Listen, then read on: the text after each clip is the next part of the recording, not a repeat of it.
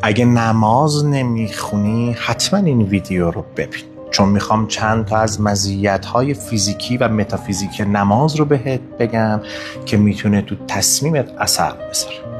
اولین دستاوردی که نماز واسه تو داره آرامش ذهن و کاهش استرسه. وقتی که تو نماز میخونی نفس عمیق و منظم تو باعث کاهش ضربان قلب و کاهش فشار خونت میشه. آروم میشه سیستم عصبیت. وقتی تو اتصال قلبی پیدا میکنی با خدا، وقتی که ذکر میگی و توجه میکنی به یک نقطه خاص، باعث میشه اضطراب ها و استرس های تو کم و کمتر بشه و یک احساس امنیت درونی داشته باشی. نماز یه سری حرکات منظمی مثل قیام، رکوع و سجده داره که باعث گردش خون درست توی بدنت و کاهش خستگی عضلاتت میشه.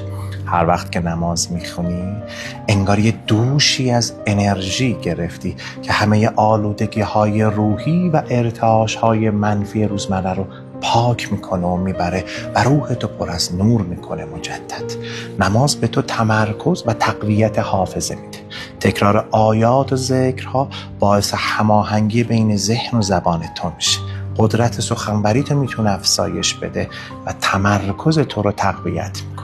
توجه کامل یعنی حضور قلب کامل تو ذهن تو رو از همه پراکندگی ها بیرون میاره و انرژی ذهنی و قلبی تو رو روی یک نقطه متمرکز میکنه و این میتونه بیشتر از صدها مراقبه قدرت تصمیم گیری تو رو افزایش بده.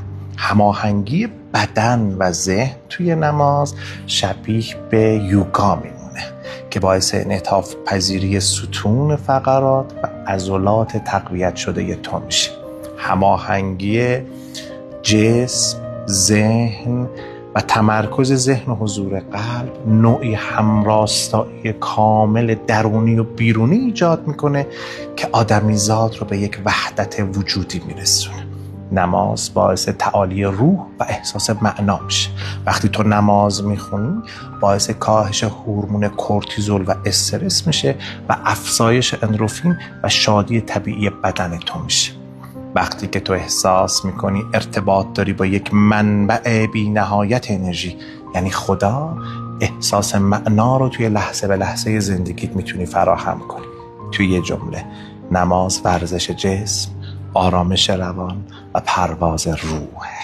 ویدیو رو بفرست برای هر کسی که فکر میکنی عزیز زندگیته و دوست داری نتایج خوب داشته باشه. خیلی عشقیت. دمتون